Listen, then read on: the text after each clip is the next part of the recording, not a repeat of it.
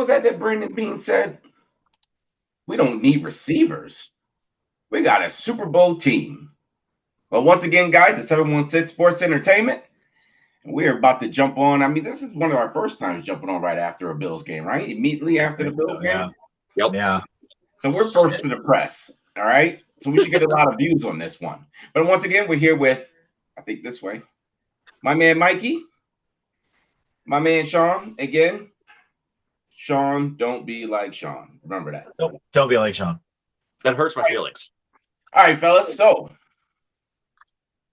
I don't think I need to repeat what the score was for the end of that game. I'm pretty sure all Bills fans know what the score is. But let's find out from you guys. Mike, where are you at right now? I mean, how do you go practically 3 quarters and score no points against the Miami Dolphins? Let's start there. And I mean, all of the crap aside, right? Like, I mean, Achane got 2 garbage touchdowns like late in that game, which honestly, good for him padding his stats like crazy like that. But the decision making, the play calling, the screens, like, and like, yeah, I wanted to be like, we have a group chat, so to our viewers here, this group and Mr. Pauly B, who you see every once in a while on here, we have a group chat where we, scream obscenities during these Bills games.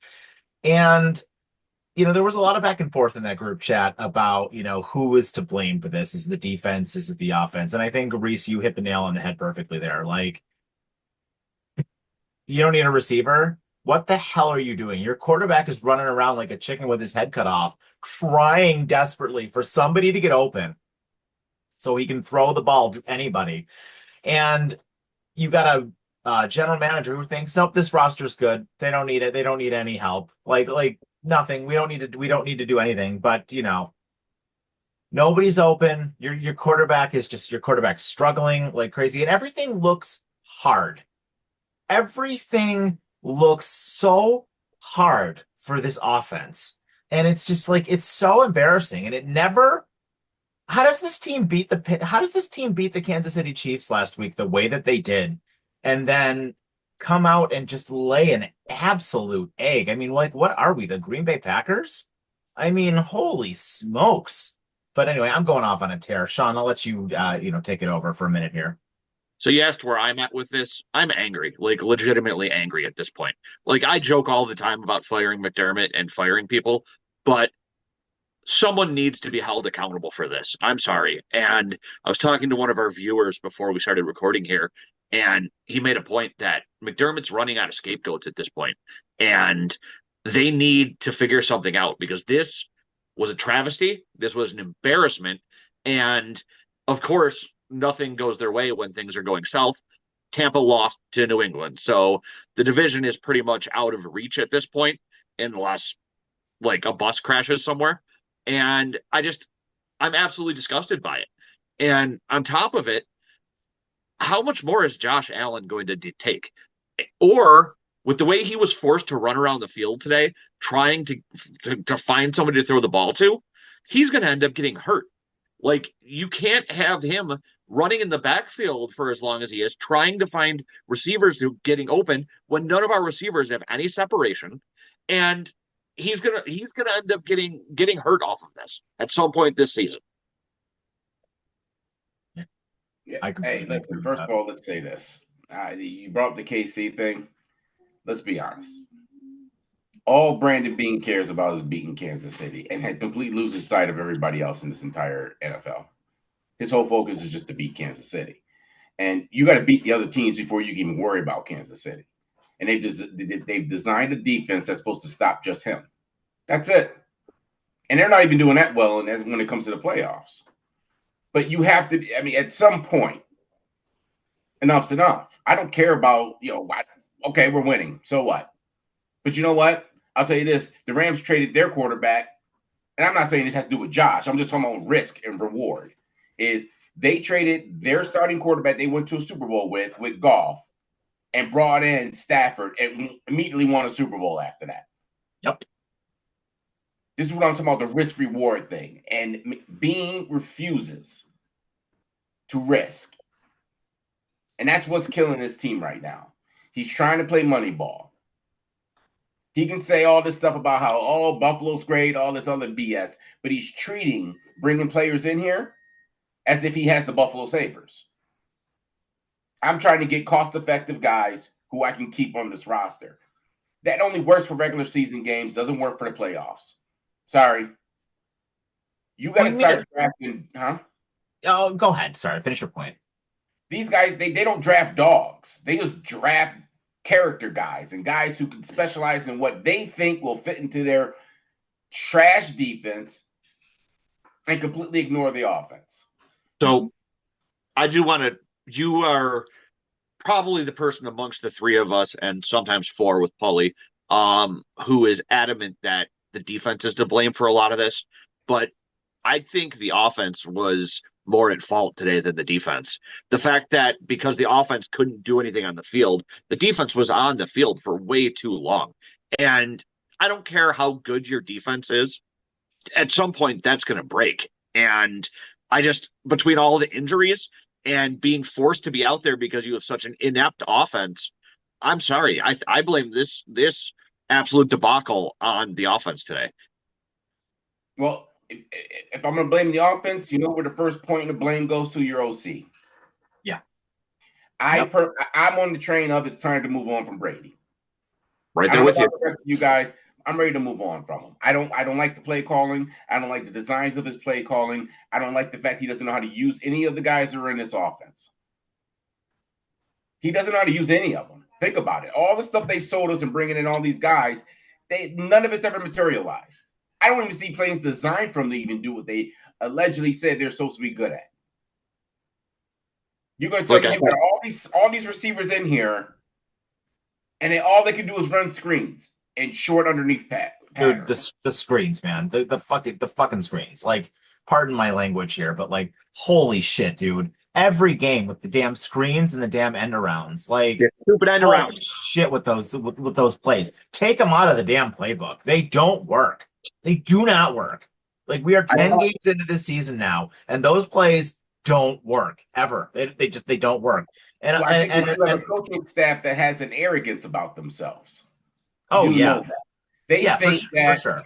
And this is why I've always had an issue with personnel decisions with McDermott, because he thinks they're so good that they don't have to worry about certain teams. This is what I firmly believe. And this is how they make their decision on who plays in games and who doesn't.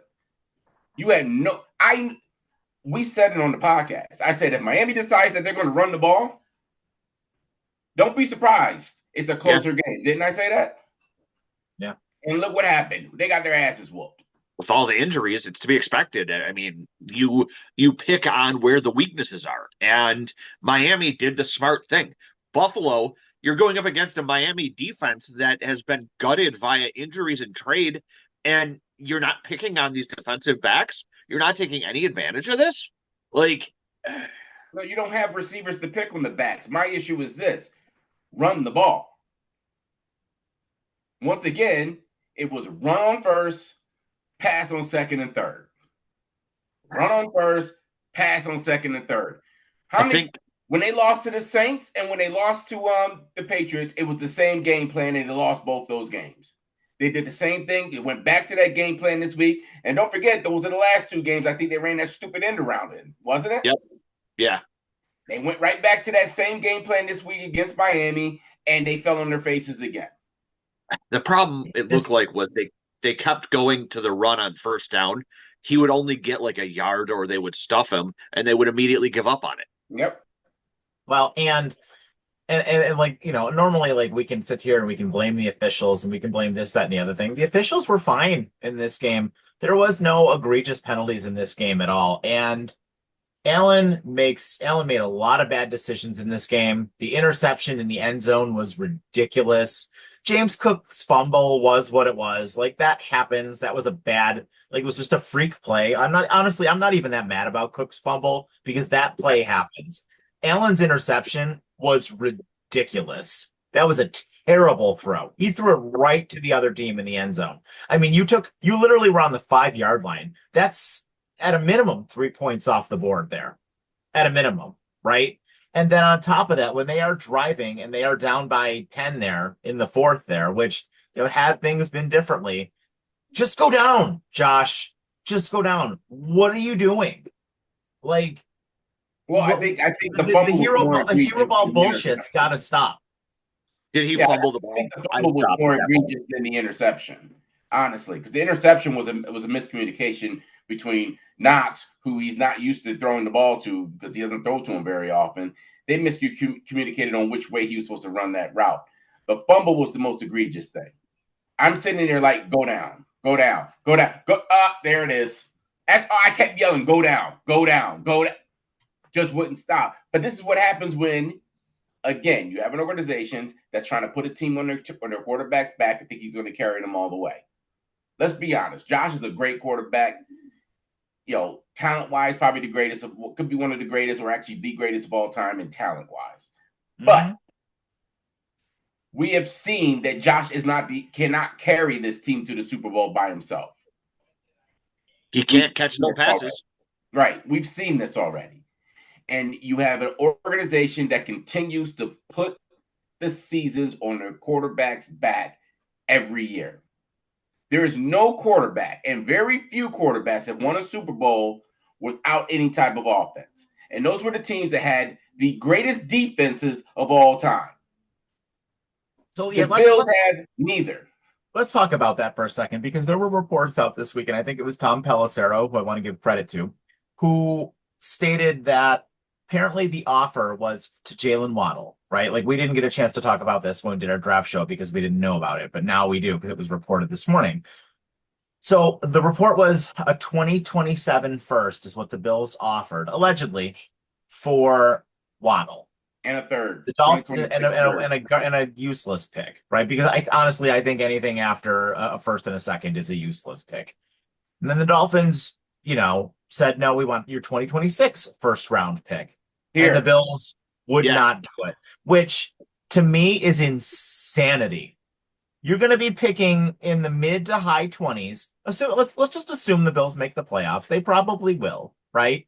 And they'll probably beat some scrub team like Jacksonville or, the Chargers in the first round, right? Or they'll be the 5 seed and they'll play Pittsburgh and they'll beat them. And then they'll lose in the divisional round to whomever, right? That's probably what will happen. Like, because we've seen that movie a million times, So you mean to tell me you would not give away your first round pick for Jalen Waddle right now?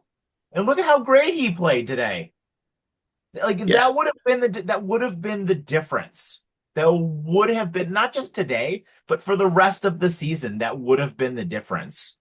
You mean to tell me you wouldn't rather have Jalen Waddle out there than Curtis Samuel, than Elijah Moore, than Keon? I mean, hell, I'd trade Keon Coleman for a bag of hockey pucks at this point. I mean, like, seriously, other than Khalil Shakir and James Cook, anybody else on this offense, I don't want them. Get rid of all of them. They're crap. They're crap. And I know we got, like, I know, Sean, you love to defend Keon Coleman, but he sucks. He sucks. He absolutely sucks. And they need better. They need better out of him. And maybe part of that is on the offensive coaching a little bit, because I know guys like Andy Reid have no problem. And yes, Andy, and I get it. Andy Reid's one of the best of all time. But Andy Reid, Sean McVay, Kyle Shanahan, these guys have no problem getting their wide receivers open. And some of these guys, they've got some wide receivers. What's the theme of those three coaches? Offensive-minded coaches. There you go. And that's just it. And then you got other teams. Let me finish my point. Then you got other teams out there who go out and get players, because you know what? They've got good players on their team. And I'm talking about Seattle here specifically. Seattle has JSN, and they had Cooper Kupp, and then they go and trade for another receiver in Rashid Shaheed. And look at this. Seattle is about to be up 21-0 in the first quarter. 3 passing touchdowns from Sam Darnold, who might have been out of the league.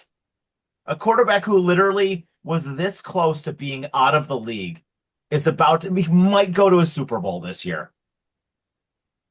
Wouldn't that be hilarious? If Sam Darnold, who could potentially have been out of the league 2 years ago, goes to a Super Bowl and wins it with Seattle, you mean to tell me right now Seattle could not win the Super Bowl? They absolutely could. They look like one of the best teams in the league.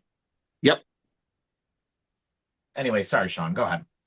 So I'm not unlike a lot of people and you to your point there, I'm not willing to give up on Coleman yet. I've been saying this whole time that the issue they had is their whole everybody eats philosophy is full of shit. You not having a and it's if you go back to Diggs was really the last time the Bills had it. Not having a true threat on your offense hurts the rest of the guys on that offensive side of the ball.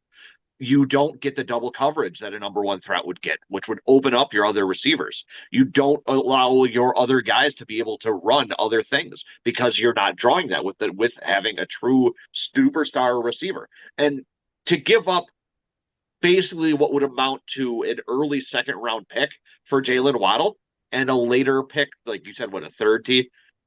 Like at a heartbeat, they should have done that. I mean, Waddle is he's a proven commodity that would have been well worth that pick. And it would have made this entire offense better just by his addition. Well, see, and also, you remember B made that comment in the press conference about some of these other, GMs of, they play fantasy football and stuff like that. 'Cause there are a lot of young guys, but this is the part where he's a dinosaur. This is why they're beating. They're surpassing him because right now the Bills are actually being surpassed. Yep. By other teams in the NFL right now. Mm-hmm. They've been overtaken because the Bills have stayed in this same pattern over and over again, and they have not got anything different out of it. And I don't want to hear about the success during the regular season. I get it, but if you haven't won the chip, the regular season doesn't matter. Yep. So here's I guess an interesting way to look at it, right?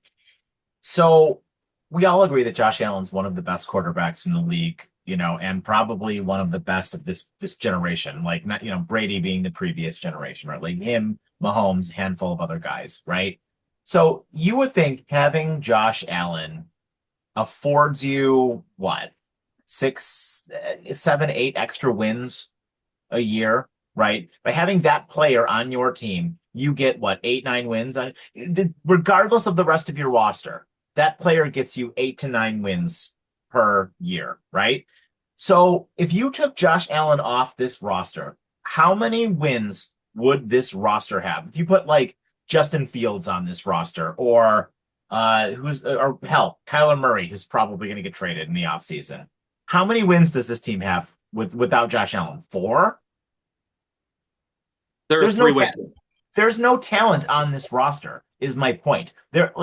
Cook is fine, but it's helped by Josh Allen. If you don't have you have no talent on this roster at all. You have a bunch of middling paid guys on your defense. All of your money is on your defense. It's insane. And you don't have any studs. You have a bunch of okay guys on your defense who are all getting paid tons of friggin' money, $120 million being spent on this defense. It's insane.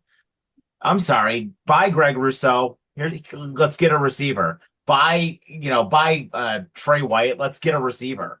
Buy Curtis Samuel. Let's get somebody better. I know he's on the offense, but still, what are we doing? And Seattle's now up 21-0 with 1 minute left in the first quarter. But we don't need a receiver. Well, Sean, I mean the pushback I give you for the Keon Coleman because you're actually making an argument against yourself with the Keon Coleman thing because he was brought in to be that guy. He was brought in to be that guy. What you're saying is that he's not a number one receiver. I don't think he was ready for it. No, he's not a number one receiver at all. It's 2 seasons in and you've seen nothing out of this kid. Nothing. Last year he started his run route. He looked so slow and poor coming in and out of routes. That's why he's so easily covered. And the Bills drafted him. And like I said earlier, they love to draft guys for specialty reasons, not because they're great talents. I'm going to talk offensively. Not because they're great talent.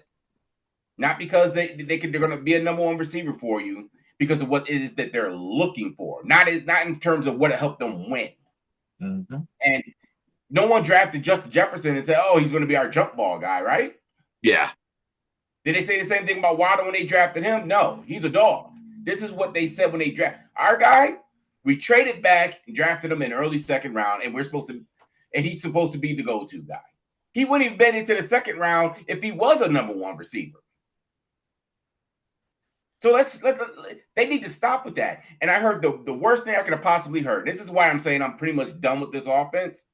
Did you hear the commentators say when they were talking to Brady about the Keon Coleman thing?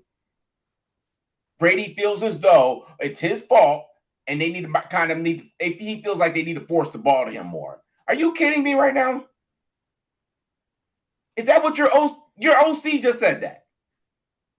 The OC said they want to force the ball to Keon Coleman. He said that it's his fault why Keon's in the position that he is right now in terms of how he's being looked at in the office and being used, and he probably needs to start forcing the ball to him more. That's what the commentator said when they interviewed Brady during the week before this game. Think about that. So let me ask you this: a smart OC would know, whoa, this kid is not that good. That tells me that's coming from somewhere else. You know where that's coming from? Take a stab at it. Bean. The GM. There you go. He needs to prove us wrong. That's what this is about. That's why this game came in. That's why they were throwing so much in this game. Yeah, and it takes me back to that radio interview that he did with those guys on WGR, which I don't even like those guys on WGR, but my God, the arrogance, the arrogance to say, oh yeah, well, we scored 30 points a game, blah, blah, blah, blah, blah. Yeah, and you scored 0 in the first, 40 minutes of this game against one of the worst defenses in football, who just last week was a week ago or 2 weeks ago, got blown out by like a crap team. It was Carolina who blew them out, right? I mean, my God. Brandon Bean, like, just get rid of him. He's talking out of both sides of his mouth. And I think that I really think he's trolling us. I'm gonna be honest with you. I think he is so arrogant to the point where he wants to prove us wrong. He's not doing it for the benefit of the team now. This has gone past that. This is about proving the press wrong or public perception of how he's handled things. That's where this is coming from. And it's all over it. You're going to tell me your OC. There's no OC in the league that would say, yeah, he needs to be the go-to guy. None. Unless you're being told or being forced to do it. Yeah. So now you got to think about it. Now you got Bean as an issue. You got your OC, who he might frankly be. Now the reason why I say get rid of him is because I don't think he's doing well with all the other receivers. Keon, I'm not even blaming him for that. He didn't draft them. But the other receivers, I don't think he knows how to use any of them. Kind of like you said, Andy Reid knows exactly how to piece people. I know that's a bit of an extreme to use him as an example, but you can go down the league with all these young OCs in the league who are using or utilizing the guys in what they do best. If I see another pop, a 50-50 ball for Keon Coleman, I'm going to throw up. How many of them did they throw to him today? Well, like here, you know what? Here's a better example. And one of the things I hear all the time is like guys who are like, oh, well, they couldn't just go out and get anybody, right? Like they couldn't just go out and like, who are you going to sign? Who are you going to sign? What coach are you going to bring in? So Detroit let their OC and their DC go, right? Their DC went to Minnesota, which whatever, right? It's Minnesota. Their OC went to Chicago with Caleb Williams, who most people agree is not that great. And yes, while Chicago's defense has a lot of problems, Chicago's been scoring like crazy. They scored 2 touchdowns today at the end of the game to come back and beat the Giants. They scored 44 points last week. Like, I mean, I would kill for that right now. You mean to tell me you couldn't bring that guy in? That's my point. Is this organization? You have an owner who's completely hands off. He'd rather just let the business run, and you're comparing an owner who doesn't really get involved in all that to owners who all want to win. They're worried about money. They want to win championships. Pagula's not a football guy, and that's what's hurting his team right now. Is that because he's not? I don't know. I don't think he's demanding a lot out of these guys because your decision making be a lot different if you felt like your ass was on a hot seat. You probably would take more chances. What would it take? I mean, would it take this team not making the playoffs this year for them to make a move? I don't even know if that's enough. No, because you have an owner who's completely hands off. Say this team finishes like, I don't know. I mean, the way it looks right now, like I'll be honest with you, I think it's very unlikely this team doesn't make the playoffs. Like I'm not going to jump off a cliff here, but like they're going to lose next week to Tampa, right? And then I mean, what like honestly, like looking at the rest of the schedule for the Buffalo Bills, like I know we've got Tampa next week, and then what is the week after that? I know we play the Jets again. We're probably going to lose to the Patriots when we play them, right? I mean, let's see. Then we got Houston on a Thursday night, which Houston just scored 40 points on Jacksonville. Yikes. Right? And then we've got the Steelers. I mean, that's no gimme game. Then the Bengals, maybe any of those teams with the present offense you have. Yeah, maybe the Bengals. Could this team keep up with the Bengals who score 100 points a game? Nope. No. Then the Patriots, then the Eagles game, then the Browns, which maybe they'll win that one, and then they close out the season against the Jets. So there's like honestly, like looking at the rest of this schedule, there are like 2 games that I feel super comfortable about that they should easily win. But we thought that today too, right? Like they'll beat Cleveland, they'll beat the Jets, sure. Are they going to beat Tampa? No. Are they going to beat Philly? No. Are they going to beat Pittsburgh? Maybe. Are they going to beat the Patriots? No. Like, so like, what are we talking about? You're going to be 9-8? Well, that's what it looks like. It looks like they're going to be 9-8. And you know what else? I just one other person that we were talking before we started this the show today. There was one person that I think that we all should not absolve of any of this, and that's Mr. Josh Allen, because he also has had a say in who is in this offense. In my understanding, he's a heavy supporter of Keon Coleman. There's your problem there too. That's my problem with Josh. Has always been that he's too nice, and that's an issue for me. As a leader of a football team, you can't be that nice.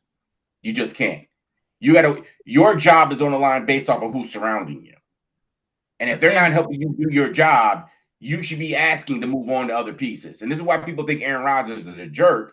But hey, Brady used to cuss people out on the sideline. Peyton Manning would cuss them out on the sideline. I seen John Elway cuss out wide receivers on the sideline.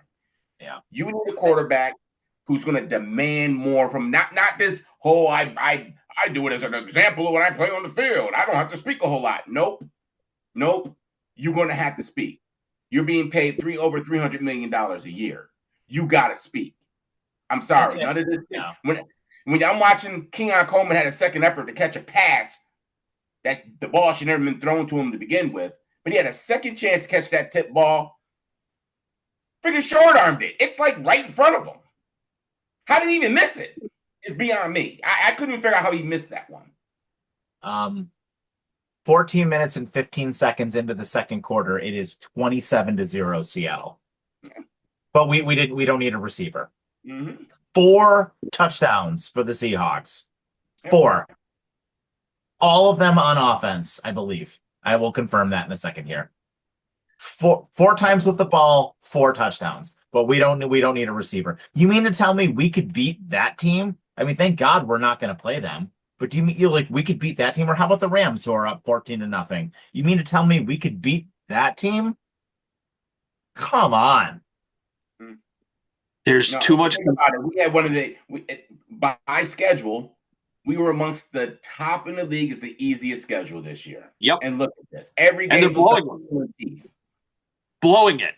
Yep. They probably will never have a schedule as perfectly set up for them as this year ever again. And they are straight up choking it away. Let me it was a defensive touchdown for Seattle in this last one. I apologize. So 3 offensive touchdowns. So anyway, let me take a step back though. They will have an easier schedule next year because they suck.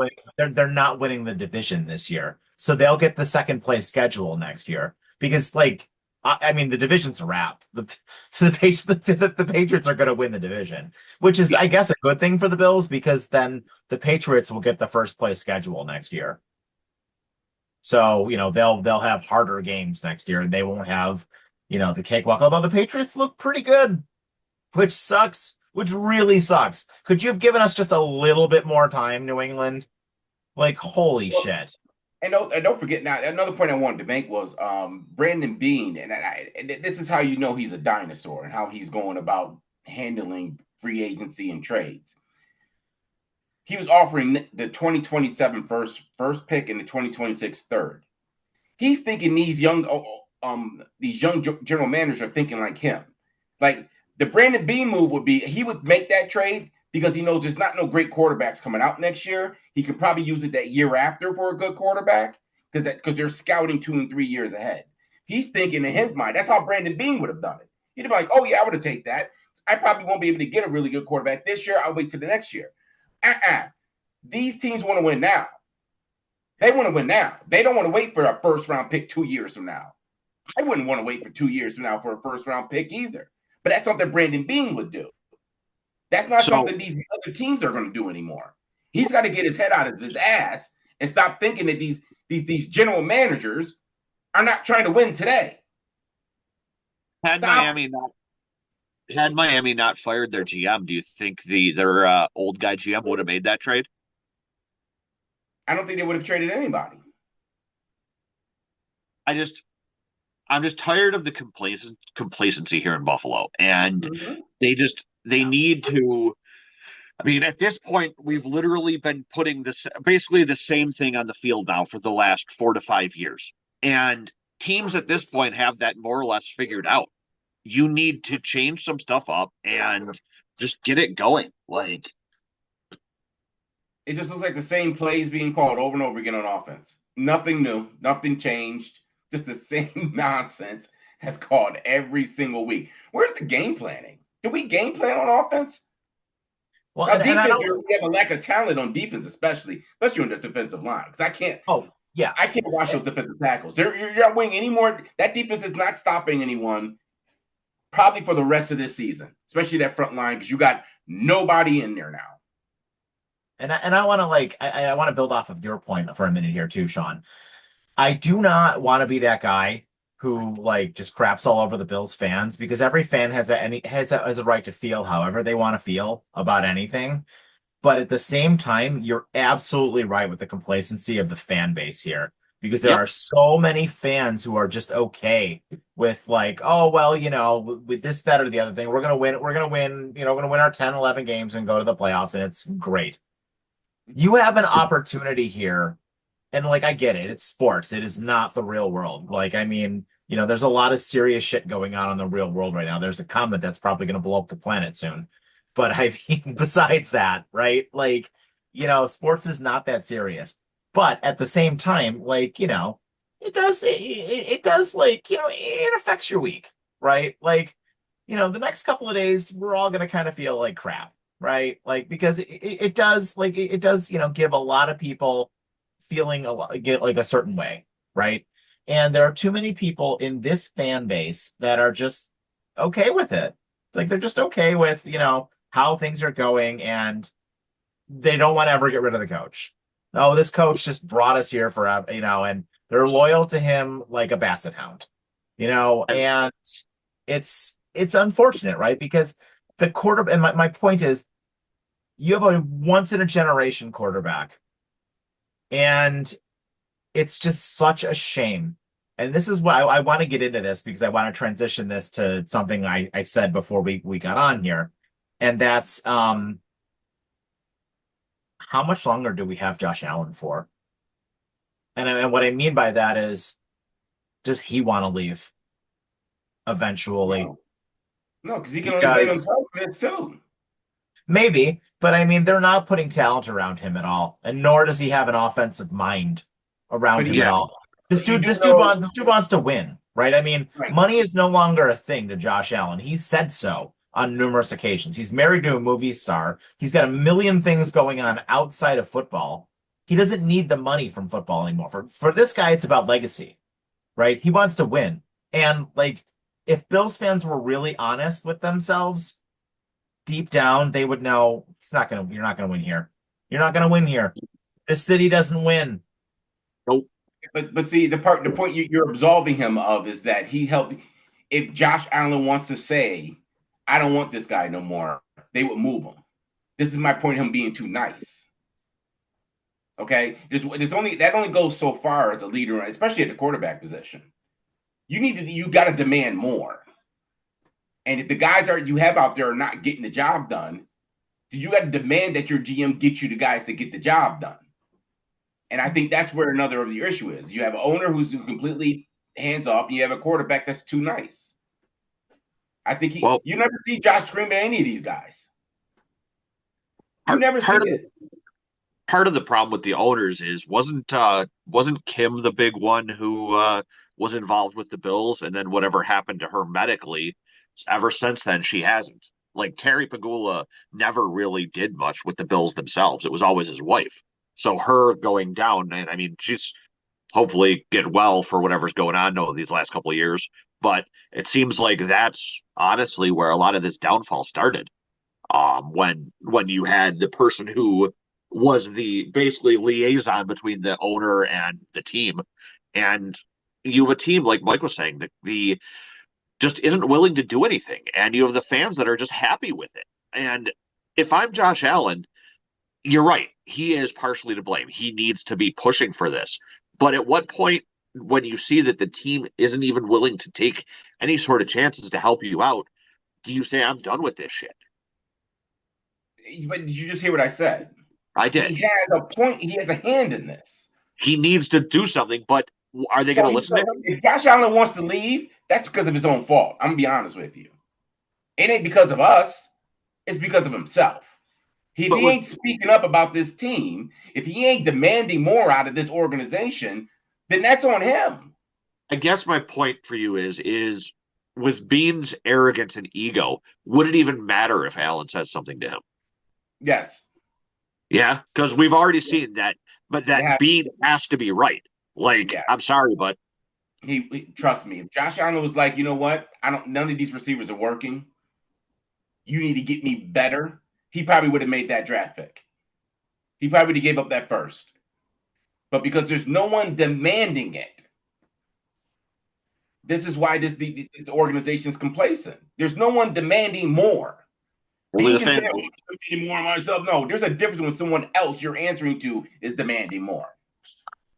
And he continues to just throw it all away every year because he wants to save draft picks, which he's has not been good at drafting. And here's the thing. You give up next year's first. What do you think you're using next year's first for? Yeah. Yeah. And if you're going to tell me you were thinking about using that first for a wide receiver, you should be fired on the spot. Yeah. Yeah.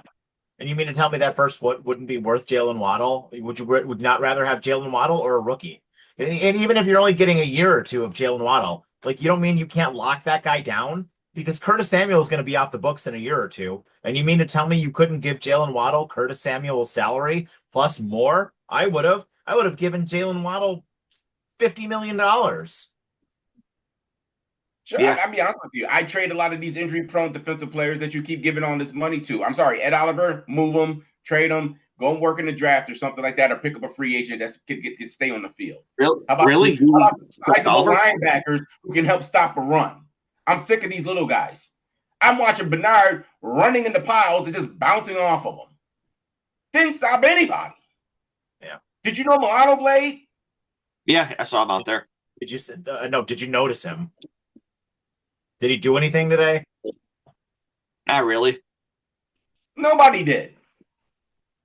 Few splash plays here and there, but you don't have any type of dogs in that defense. You've continuously made this defense smaller and smaller every year. Then you go and get Deion Walker. He's not ready for all these snaps. He's another one. He's just getting moved off of his spot all the time. Listen, they've done such a bad job at managing this roster. That's where your problem is. You've had the biggest Band-Aid that's probably ever been placed on a team in all of the NFL history in Josh Allen. And they've been riding this Band-Aid since he's been here. Outside of the Diggs thing, which didn't even last that long here, you felt as though that, Josh Allen is the answer. We don't need to do nothing else. He'll win the games. Look, the guy like he's about to die today. Did you see his face? He like he's about to pass out on that field. And again, some of it's on him too. But how many times as an owner, a GM, and a coach can you watch your quarterback out here getting mangled on the field? And if he gets hurt, season-ending injury or a career-ending injury, now it's all for nothing. You just saved all that money for nothing. You don't want to give those draft picks for nothing. Yeah. Yeah, you're right. You're absolutely right. At the end of the day, though, that comes back on the GM. So that's right. And again, I think he was trolling us. This has just been a multi-year example of how the fact that Bean has basically pulled the wool over everybody's eyes, that he has everyone thinking he's this great GM when he's not. I don't think he's pulled the wool over anyone's eyes. I think everyone's hasn't been really all that satisfied with his decision. We bared it because we're winning games. He was. Well, we bared it because we're winning games, and it's not because of him. That's my point, is they're taking all this credit as if they're the reason why this organization is a winning organization. No, your quarterback is the reason why. Yeah. So do you think, hypothetical situation, do you think had they lost that Chiefs game, they would have done whatever they needed to do to get a receiver? Yes. We said it on that last podcast that we thought that them winning that KC game is what is the reason why he probably didn't make a move or felt like he needed to, was that KC game. And I think it's a contributing factor. That was winning, as much as dumb as it sounds to say this, them winning that Kansas City game was the worst thing that could have happened. Yep. And then they felt, again, went back to what we normally say, complacency. Oh, yeah, we were able to beat them. We beat them. Yay. Yep. Oh, we did it. We beat our rivals once again in the regular season. We did it. We looked well. We're obviously good enough to make a run and lose next week. But we hear McDermott say, one game at a time, one day at a time, all this other stuff. But you are making decisions based off of one team that you're trying to beat. That's it. It's like where do we go from here? Like, you need to change, but it's not going to happen. I don't think you know anywhere to go. I think you got to, at this point, I think they're going to win some games. I mean, obviously, I think they're going to be above 500 by the end of the year. You're just not winning the bowl. This roster is not winning a Super Bowl. You're not. Bills fans face it. This team is not good enough this year to win the Super Bowl. Nope. I mean, it's a hard pill to swallow, but you see it out there. This team is completely inept and has way too many holes and flaws. And your GM did a poor job of trying to address the areas that we thought he should have addressed. And he didn't. And we're bringing it up still. While your GM's laughing in your face, trying to troll us, is what he's doing. I knew they were going to go in this game throwing the ball. I'm sitting like, you know what? After that KC game, guess what? They're going to open up trying to throw the ball. What did they do? Throw. They opened the game with throwing. I mean, you knew it was going to be bad when the announcers jinxed them by talking about how they had never punted on the first drive of the game. And when the game immediately starts looking like that, just... Well, and the game started off great. I mean, the Dolphins threw a pick on the first drive. Yeah. Like the Bills defense looked like they were there to play. Tua reverted right back, and then the Bills offense could just not do a damn thing. Not do it. Their offense they just ran the ball a few times and scored. And I told you, all this is also you're going to see the rest of the year. Is teams running the ball against them. That's all you're going to see the rest of the year. Yeah. And I don't mean to keep hammering the Seattle point, by the way.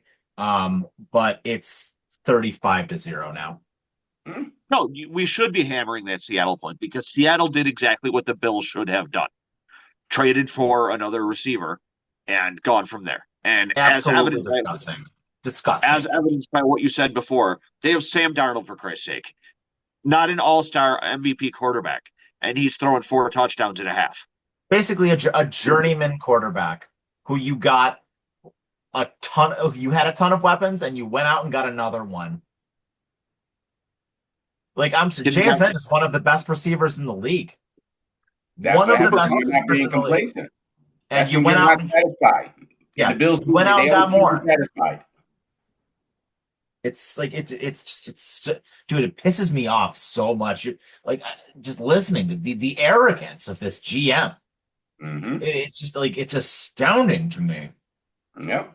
And I think that's where your problem is right now, is that your GM is very arrogant and he wants to prove us wrong. And he's actually just making things worse for himself is all he's doing. But he knows he's not going nowhere. And so that doesn't help. So who do they pin this loss today on then? Oh no, McDermott will take the blame. Then Josh will take the blame.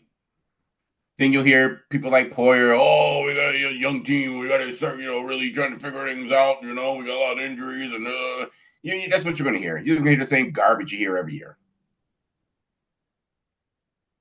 I mean, what's their record right now in their last 6 games? 2, 3-3. With an MVP quarterback. They're 6-3, so yeah, 3-3 in their last 6 games. With an MVP quarterback. And in those 3 losses, you look completely inept. Well, and I mean, and 2 of those losses were to Atlanta, who we've seen cannot finish a game. No. Like Atlanta, they had the game against Indy this morning, and they had that game against the Patriots last week, and Atlanta cannot finish a game. And I know who they did finish against. Yeah, right. Yep. And then you have again with your going back to that Patriots game, you have your MVP quarterback on their 26-yard line with the ball down 4 or down 3 rather or down 4 to win the game, and you lose. And then you get blown out today by a team that is 2-7. A team that traded away everybody, has their best wide receiver hurt, and you get blown off the field. I'm gonna be honest with you. I mean, I think you let go of Brady. I mean, that's the only person that's going to probably be let go. Can they? And Sean and I were talking about this because we were watching the game together. They put a stat up here about the last time the Bills had gone scoreless in a half, and it was that Giants game in 2023. And right after that is when they fired Ken Dorsey. You think they make a move? I doubt it, just because of where their record is right now. But I think they should. I think that offense needs a shakeup. I mean, you're obviously not getting rid of the head coach. Your GM is going to still be there. The team needs some sort of shakeup. And I mean, the only other option right now is to focus on that offense. And I think that you probably need to move on. I think he's in over his head. And I think that was his issue in Carolina. They said the same thing there. And again, there's a Band-Aid being put on over him because of Josh Allen making plays that aren't work. How many times you see this kid in the pocket waiting for someone to get open? He has to literally run out of the pocket in order for someone to break free. Yeah, so that's the design, receivers aren't getting open, and the play calling. These are NFL wide receivers. You mean to tell me I know that none of them are great, but at the same time, you mean to tell me you can't get any of these guys open? So yeah, that's part of it. I mean, I still think that there's not enough talent on this roster, but also you mean to tell me you can't scheme any of these damn guys open? That's my issue. I think he's in over his head. I don't think he knows what to do with them. Who replaces Brady if you let him go, though? Well, you're probably going to have. Well, you're figuring Cromer used to be an offensive coordinator, but there's a guy who's an assistant now. Didn't they bring an assistant guy in there? I'm trying to remember. They had brought somebody else in to help with the offense, I thought, this year.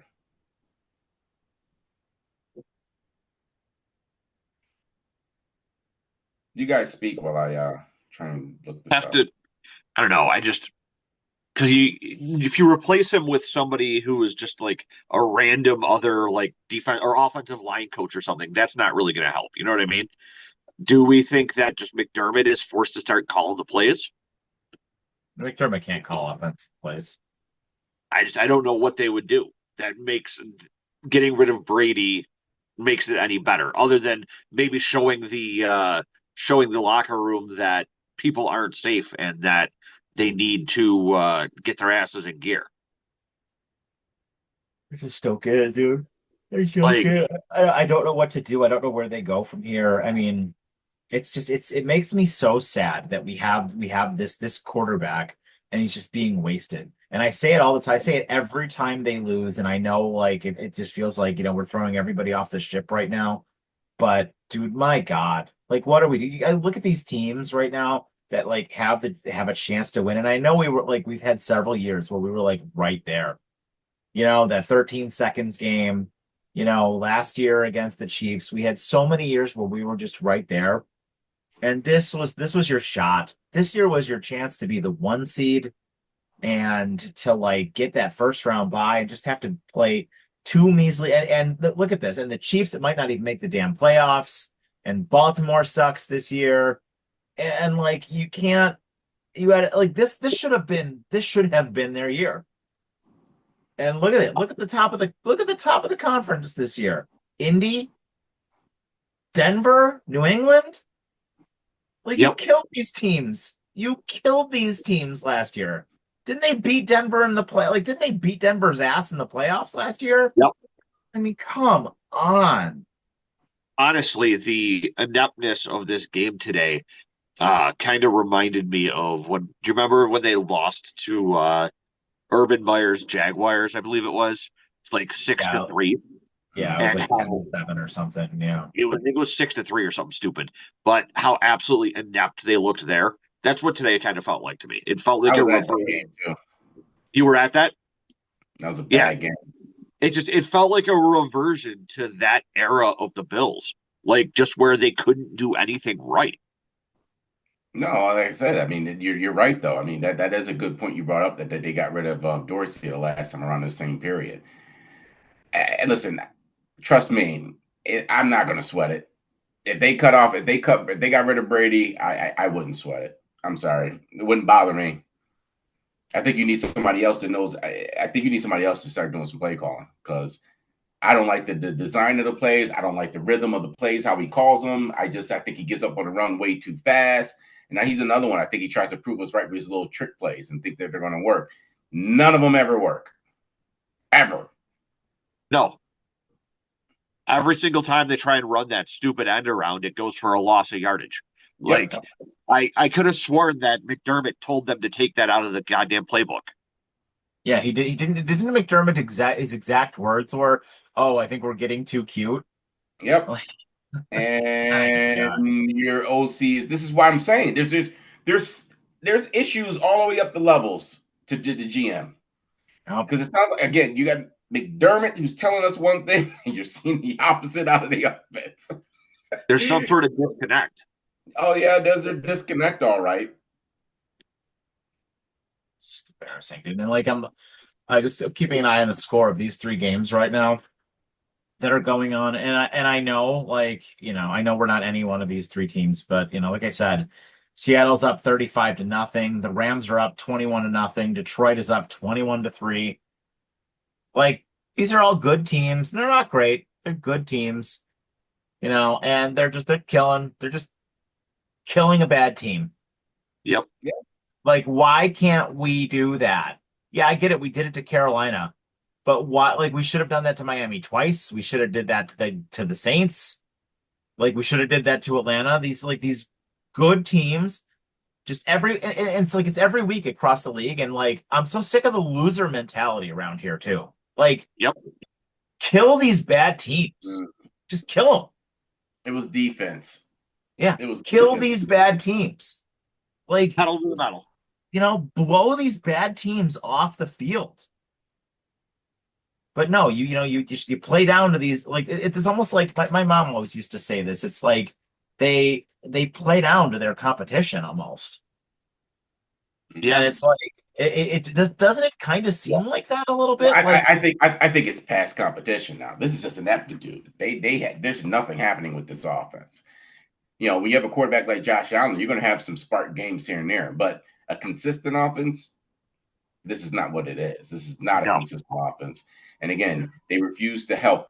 What's new on this offense this year? Tell me that. Palmer. Does anybody tell me what's new on this offense? Yeah, other than adding like Palmer and Elijah Moore. Bunch of second and third receivers that have been in their entire careers. Yeah, there really isn't nothing with this offense. Like I said, the Bills have put essentially the same product on the field for like the last 3 to 4 years. Dude, I'm watching New England run the same offense they ran under Brady right now. They're running the same offense and they're scoring points. Mm-hmm. Yep. Think about that. They're cooked this year. I'm accepting the fact they're not going to win a Super Bowl this year. People can be all mad at me all they want. You can complain however you want. You know the truth. You just don't want to. You just don't want to swallow it. This team is not winning a Super Bowl this year. They have way too many problems, and that's starting with the GM. Yeah, they're way too inconsistent to even think about a Super Bowl. Like, honestly, look at what Philly did at the trade deadline. I mean, they're your Super Bowl winners from last year. They struggled a couple games this season. They went out and they filled a whole bunch of holes. Like, that's what a smart team needs to do. And we've just shown that top to bottom, our organization, I don't think, is that smart. And one more thing about Bean.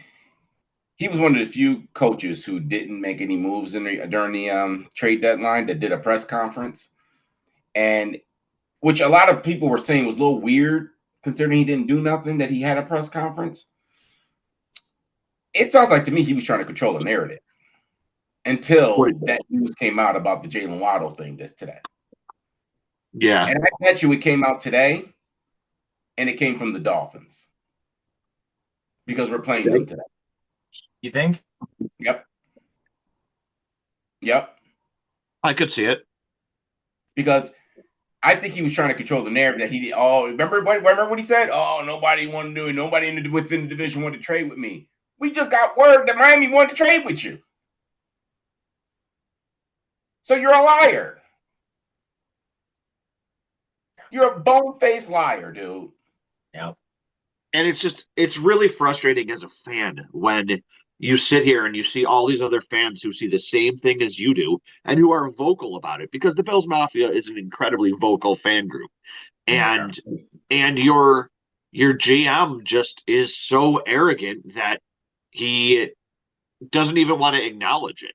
Like, think about what that says about his opinion of the Bills Mafia as a fan base. You know what I mean? I think it indirectly tells you a little bit about his opinion of the fans.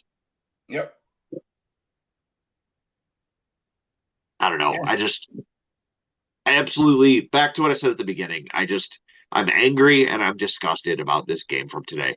Like, if they would have looked even a little bit better going into the fourth quarter there, I wouldn't be quite as disgusted. But going almost 3 quarters without scoring against Miami is just a travesty. Yeah, and that's just it too, dude. It's not even the Eagles like that you were playing today or Tampa. This happened against Miami, dude. Is Tampa gonna come into your building next week and just kick your ass? Probably. I mean, like where do we go from here? Seriously, is the season really over? I mean, let's give this an honest look ahead for a second here, right? Like, as we've all kind of thought here, right? Like, this team will probably make the playoffs. And at this point, it's probably going to be the 5 seed, right? Right? Probably. Yeah. They could go to 6 or 7. I mean, they won't win the division, so they could be very well anywhere from that 5 to 7 at this point, especially with the way this team's playing. So that means you're either going to Pittsburgh or Baltimore, or you're going to Indy. Yeah, Indy. Or or maybe New England, or maybe And New what's England. Josh Allen's record on the road in the playoffs? Yeah. Over. Mm-hmm. So yeah, so you are not getting a home playoff game this year, and you either need to go to Indy, Pittsburgh, Baltimore, or New England. What a way to send off the stadium, right? Yep. Not even a home playoff game. You're not even in a playoff game in it. I kind of feel so bad for this, but like I really hope later on in the week we can, like, when we do our next pregame show later on this next Saturday or something, we can get Paulie on, and I'd love to get a perspective from a season ticket holder to see like how that they feel about this, because you're not getting a home playoff game this year. You're not. That's the part that sucks, because now you're going to jump from this stadium. You're not even going to be able to enjoy it into the playoffs, and you're going to have to pay the big bucks for the new stadium. Yep. And have nothing to show for paying those big bucks at the new stadium. Yep. Nope. And it's sad too, because it would have been nice for all the Bills fans who have had their season tickets for generations to have them close it out with a playoff game. Like, that would have been a real nice way to see that stadium get closed I think out. that's how we envisioned it, right? That's how we envisioned it. And the Bills do what they normally do to the Bills Mafia. They just crap all over us. Yep, shit all over their hopes and dreams. That's what they do. They crap all over us, dude. Sabres looking good for the while, and they start crapping all over you. Like, dude, you know what, Mike? You're right. This city's cursed. This is outside of some damn indoor lacrosse, this city's never getting a championship ever from any of these professional teams. Either one of them. Nope, never happened. They've gotten close, so we could get that taste of it, but that is all we'll ever get. Keep you buying them tickets. We need to figure out what caused this curse in the first place. Well, there's all kind of theories on that, but we'll leave that for another time. Are there actually theories on it? We'll leave that for another time. So, all right, guys, I think we've said enough, and we're just about at halftime here in all of the other games, and I'm gonna go root for my ticket here, which is doing real good. I have one ticket going here, which might win me like $700 if these games keep going in the direction they're going. So, what do you need? Let's get this going here. So I got a $5 ticket on DraftKings right now. Lions 8.5 and the over. And currently there's 25 points scored in that game. So that looks promising, and the Lions are killing them. The Rams 5.5 and the under 50.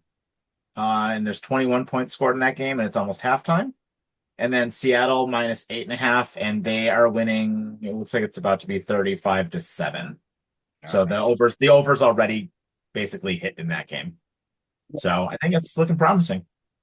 So good luck. We'll keep it tight here. Gambling. It's all I have left. It's all I have left. It's all I have left.